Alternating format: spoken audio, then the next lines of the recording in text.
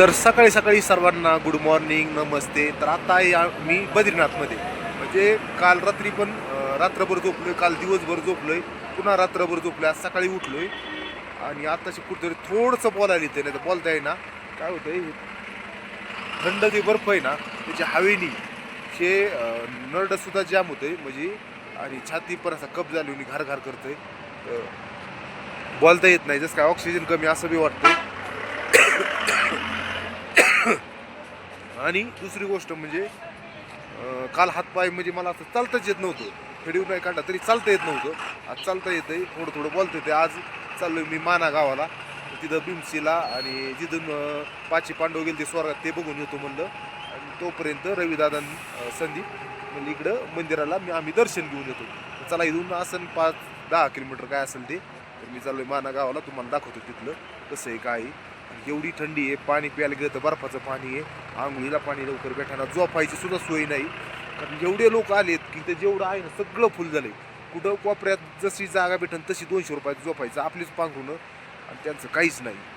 आणि 200, 250, 300, 500 हळूहळू रेट वाढतच चालेल.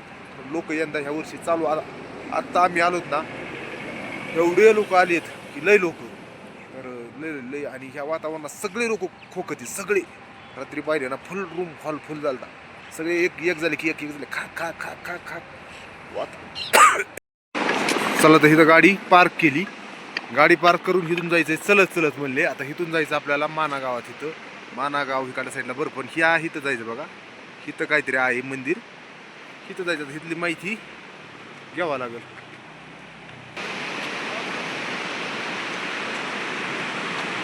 चला, थोडं थोडं चांगलं चांगलं जे दृश्य आहे ते बघायला भेटेल आपल्याला. तर मस्त वातावरण एकदम क्लिअर, आणि बर्फ आणि थंडी. चला, सकाळच्या जवळपास 8 वाजत आल्यात आणि थोडंसं ऊन पण चांगलंच पडलंय, त्याच्यामुळे आता जरा बरं वाटेलच.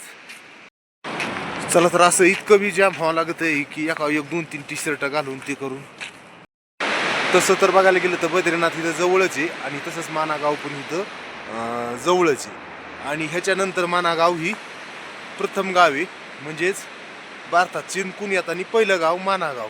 आता ह्याच्यानंतर मानागावच्या पुढं आहे ती डायरेक्ट आपलं समजा काय असेल 50-100 किलोमीटरवर डायरेक्ट बॉर्डर आहे.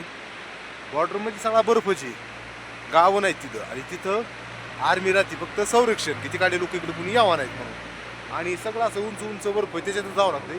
तिथं पण आर्मी कॅन्टीन आहे ह्या साईडला. तर इथपर्यंत काही सामान वगैरे आणायसाठी असेल, पुढं रोड असेल कच्चा आर्मीचा, म्हणजे खराब असेल. पण हे सगळं असं उंच उंच जे डोंगर आहे ना, चीन बॉर्डरला सगळं असंच आहे म्हणायचं. शेवटच्या गावात प्रथम गावात म्हणजेच माना गावात आलोय मी. तुम्हाला चला दाखवतो इथलं काय असेल ते एकदा वातावरण. तर का इथून आलो, ही जी आहे ही बद्रीनाथचंच सगळं राहायचं त्याचं सोय आणि मंदिर आहे. तसंच तिथून ही दौर आलो, ह्या इथं पार्किंग केली, तिथून पुढं गाड्या काय येऊन देत नाही. प्रथम गावी पुढं जर जायचं असेल तर मग वरून रोड आहे असा डायरेक्ट थोडंसं ह्या इथून असंच पलीकडे बॉर्डरला. पण आता ते आर्मीवाले जाऊन देते नाही देते ते पुढं काय माहीत नाही आपल्याला. पास लागतो वाटतंय, कशासाठी जायचं काय काम आहे म्हणून. पण मानापर्यंत एंट्री आहे. तर मग तिथं गाडी इथं लावली, इथून ही बद्रीनाथ आहे, आणि पुढं आलं माना गावात. इथून काय झालेलं आहे, ही इथं मंदिर आहे, इथून असंच ही काढल्या साईडला स्वर्गात पाची पांडव आणि ते गेलते असे म्हणतात. पाची पांडव इथून डायरेक्ट केदारनाथला गेलते बघत बघत. तर असं मानलं जातं. मग आता बघू गेल्याच्या नंतरच कळन. चला, आता तिथं जिथं पाची पांडव इथून सुरुवात केली ती स्वर्गात जायला, म्हणजे पूर्ण असा बर्फ होता. आणि आपण मालिकामध्ये पण बघतो बर्फावरून कसं असं बर्फाने गेले असतील ते. चला, गावातून असा बारका रोड आहे, आणि बारका रोडनेच असा सरळ पुढे जायचं.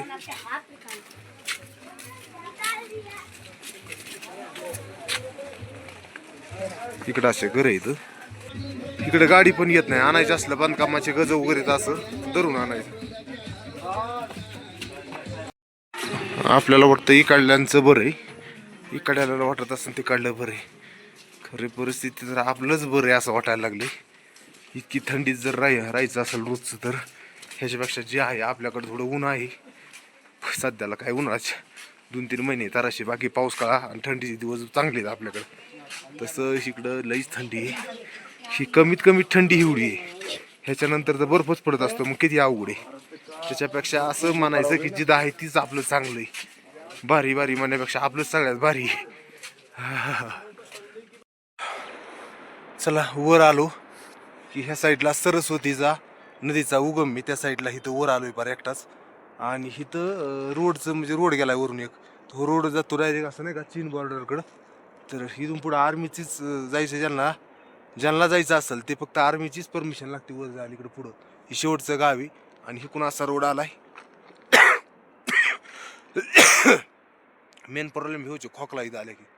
आणि इकडं माना गावी ना ह्या गावातून आपल्याला ह्या पलीकडच्या कोपऱ्यात जायचं ह्या साईडला भीमपूल बघायला वगैरे. इथं मंदिर आहे, ही शिळा आहे, हे मंदिर आहे. याला म्हणजे काय म्हणायचं बाबा, एवढं उंच डोंगर नसतील बाबा. असे एवढे उंच उंच कधी मी डोंगर आयुष्यात फर्स्ट टाइम बघतोय. बघा नाही डोंगर आहे का डग आहे, पुढं तुम्हाला वाटतं डग आहे, डग नाही डोंगर आहे आणि डोंगरावर बर्फ आहे. अहो इतका लय उंच असतात का कुठं बघा ना राव, इतकं उंच उंच म्हणल्याच्या नंतर कसं माणूस तिथं कुणी पावसायचंच नाही तिकडं, कुणी जाणारच नाही तिथं, कुणाला जाता बी येणार नाही टेकडी मधून मधून. जसं असं गॅप असेल त्या गॅपने रोड असेल तर जाता येईल, पण असं उंच बर्फात कशाला, हिथंच हालात खराब होतात. इकडे कशाला कोण जायचंय उंच उंच, किती उंच डोंगर येतं. चला तर हीच वाट आहे पाची पांडव का इथं पुतळे आहेत, द्रौपदी असं म्हणतात वाटतंय आणि पाची पांडव असं. असं असेल काय चुकलं तर माफ करा. तर हे गेले ते स्वर्गात. तर अशीच पुढं पुढं स्वर्गात तवा रोड बी काय कोणाला माहीत नव्हता, एका कुत्र्याने रोड दाखवला होता आणि पूर्ण बर्फ होता. तर असं काहीतरी इतिहास आहे, काय चूक भूल झाली तर माफ करणं आहे आपल्याला. आपण इतिहास सांगत असताना हावडा इतिहासाबद्दल माहीत नसते, तरी पण थोडं थोडं आपण चांगला प्रयत्न सांगायचा प्रयत्न करत असतो. ते काय कालच येणार होतो मी इकडं. तर काल संदीप आणि रविदादा आलते फिरायला. तर मी सचिन मुटकुळे, मी काल काय आलो नाही. काल काय झालं माझी तब्येत बरोबर होती, मी झोपलो होतो ते आलते. कारण काही काल सुधरत नव्हतं, चालताच येत नव्हते, आकर्षक एक पाऊल पडत नव्हता आणि घसा आणि खोकला जाम झाला. आज जरा बरं आहे. सकाळ सकाळ 8 वाजताच मी इकडे आलोय आणि ते पुन्हा दर्शन घ्यायला गेले. तर म्हणले झाले बद्रीनाथाचं दर्शन, तर ठीक आहे जात होतो आम्ही. तर मी म्हणलं चला, माझं तर काय एवढं चलणं आज बी होत नाही, पण गर्दीत लय वेळ उभा राहू शकत नाही असे गळालेलं होते. तर म्हणलं चला जिथं आपण स्वर्गाला पाची पांडव गेलते इथून ते स्वर्ग आपण वाट बघू आणि तुम्हाला पण दाखवू. तर थोडं जवळ राहिले म्हणजे सरस्वतीचा उगम भीमपूल आणि पाची पांडव जिथून गेले तिथून जवळून दाखवू आणि आपण रिटर्न येणार आहेत. पुढे एक वसुंधरा वॉटरफॉल आहे, पाप पुण्याचं म्हणतात, पण ती बरंच लांब आहे, 10 किलोमीटर एवढं चालणं होणार नाही. पण भीमपुलापर्यंत आणि स्वर्गात जाणारी वाटपर्यंत आपण जाऊ. काय म्हणजे मस्त आणि छानसं वाटतंय. तर पाची पांडव आणि द्रौपदी यांचं म्हणजे पुतळे लावले सध्याला, असं स्वर्गाची वाट आहे ना पलीकडे जायला. तर त्या वाटाने काय आता सध्याला जात असतील इथले लोक, पण लय जुने म्हणजे ज्याला माहिती गाईड ते. कारण बर्फात आता पाहिल्यासारखं नाही राहिले, किती पुराणे इतिहास आहे काय माहीत नाही. आणि आता बर्फातून सगळे डोंगरात छिद्रे पडले, म्हणजे जाणं ही रिक्स आहे. म्हणजे ते जुने लोक सुद्धा भीत जातात. तर नवीन आपल्यासारख्याला काय जाता येत नाही, स्वर्गाची वाट आहे ती. पण काही इथल्या पुजारी जायची बद्रीनाथ केदारनाथ पहिले जायचे असं म्हणतात, पण आपल्याला काही एवढा इतिहास माहीत नाही. पण बद्रीनाथला एक दिवा लावला, बर्फ पडत जावं ही बंद झाल्यावर, आणि केदारनाथला तर पहिला पुजारी जायची वाट माहीत होती, पण आता पडझड होती डोंगराची, वाट चुकती, असं काहीतरी आहे. चला बघू आपण तिथपर्यंत तर जाऊ.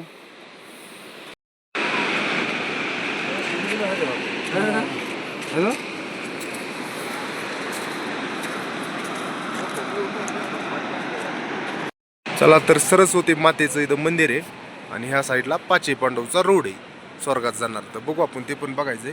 आणि डायरेक्ट तिथं नदी गुप्त होती, त्या साईडला पाणी दिसतंय तिथं, आणि तिथून डायरेक्ट खडकातून डायरेक्ट इथून दिसतच नाही, तर डायरेक्ट ह्या इकडं त्याचं निघतंय. तर मधल्या पेसमध्ये पाणी दिसत नाही, खडकातून चालू आहे.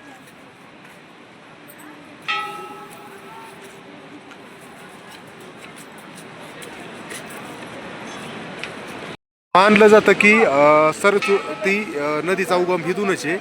तर असा उंच डोंगर आहे, पण हिथून पाणी येते डायरेक्ट नाही का, ते बी एवढं बी फास्ट म्हणजे काय सांगायचंच नाही. किती इकडं पलीकडं पाणी मग नदी तयार होती. चला आपण काय करू, मंदिराचं दर्शन घेऊ आणि इकडं पलीकडे जाऊ, स्वर्गाची वाट आहे तिकडे जाऊ.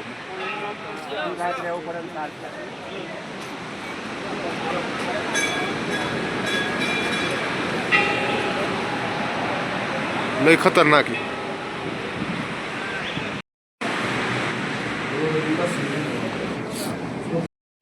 आता बघा व्यवस्थित बघा, ह्याला भीमशिळा म्हणतात, म्हणजे एकच दगड आहे म्हणून भीमशिळा असं नाव दिलंय. तर हा एकच मिनिट, हा हो गया यही है भीमशिळा. चला सगळ्याला फोटो काढायचे, आपल्याला पण त्यांना थोडा टाइम द्यावाच लागेल. खाली पाणी आहे. चला सगळेजण येते ती वाट आहे म्हणजे तेच भीम शिळा. हे पाची पांडव आणि ही कुत्र्याची वाट दाखवली होती. मेन कुत्र्याच्या मागं मागं गेलती. मग भीम, अर्जुन, शहादेव, नकुल असे पाची पांडव, द्रौपदी हे पाची पांडव तिथं गेलते. तिथं तिथूनच म्हणजे नाही का सर्वजण गेलते भीम लावून. आणि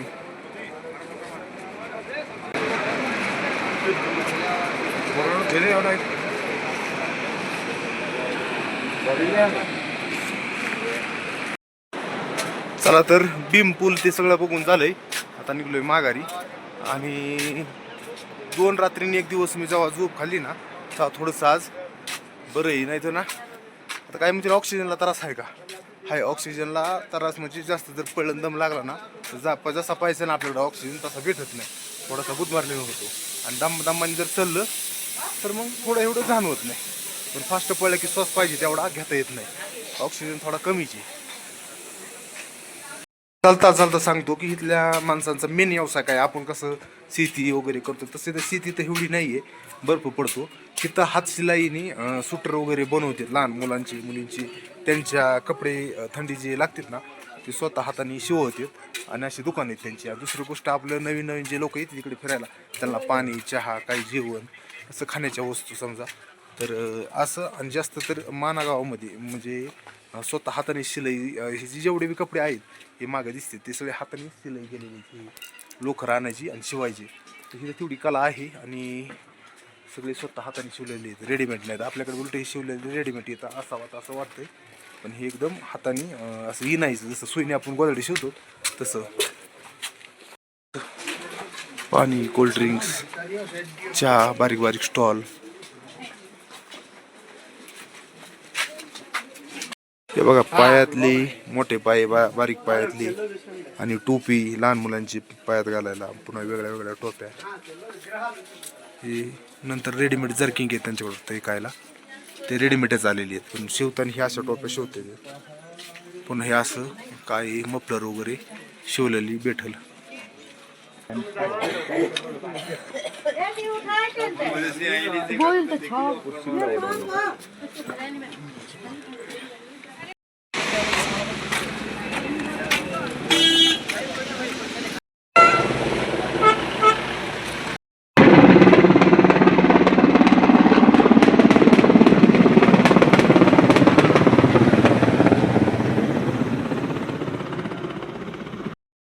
चला तर दादा पण आले. आता 11:30 वाजल्यात दुपारच्या.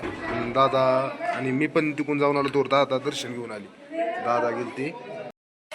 दादा गेलते बद्रीनाथ मंदिराकडे दर्शन घ्यायला आणि मी गेलतो माना गावाकडे. तर दादा पण आले आंघोळ वगैरे करून मस्त पैकी आंघोळ केली मस्त निघालो. आता ही निघाली तपले गावाला. मी निघालोय ह्याला कैलास पर्वतचं दर्शन घ्या. म्हणजे तिथं कुणी जात नाही पण आधी कैलास पर्वताचं लांबून दर्शन असतं. ते चीनमध्ये जावं लागतं परमिशन काढून. तर नेपाळमधून तिकडं निघाले एकंदरीत. आता मी तिकडे जाणार आहे, आम्ही गावाकडे ही गावाकडे जाणार आहे. माझे अजून महिना जाईल, मला काही टेन्शन नाही. दादाला आम्हाला मी ठरवून झालोय अख्खा भारतच उलटा पालताच करून टाकायचं. हिंडायचं म्हणजे हिंडायचं, नाद करायचा नाही. दादाचा नाद नाही करायचा. दादाला अजून काहीच फायदा दुखणं सुद्धा आहे ना अजिबात काय गाड्या गोळी खाल्ली का एकतरी दादाची निघाले बसणं गोळ्या खात्यात. दादाचं मशीन एकदम स्ट्रॉंग आहे. स्ट्रॉंग इंजिनच तेवढं स्ट्रॉंग लागते मजबूत.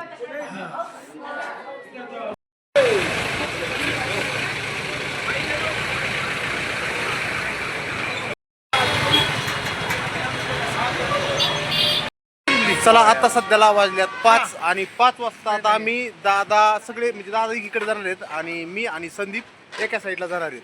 तर सध्याला मग आता दादाला शेवटची भेट आहे. त्यानंतर आम्हाला जायला बी अजून 6 तास लागणार आहे जाण्यासाठी. आहे का नाही दादा? तुम्ही हळून ऋषिकेश अवतार झाले तिथं आणि निघालोय आता मी माझ्या मार्गाने. मला 12 ज्योतिर्लिंग करायचंय. त्यांचं एकदम होतं, त्यांचं झालं पुरं. Okay okay okay. हर हर महादेव, हर हर महादेव, जय हर महादेव. ओके चला भेटूया बारामतीला आल्यावर रिटर्न यात्रा करून 100% माझ्या चॅनलवर बी इकडे कोण नवीन असलेली तिकडून आल्यात सगळे अपडेट द्यायची प्रयत्न करील. ओके हा हळून जाऊन द्या. हा ठीक आहे दादा. ओके जाताची आता भेट म्हणजे पुन्हा आम्ही बारामतीला भेटायला जाऊ. तुम्ही आमच्याकडे आष्टीला भेटायला. पण ठीक आहे, नाही. फोन तर चालूच राहणार हा.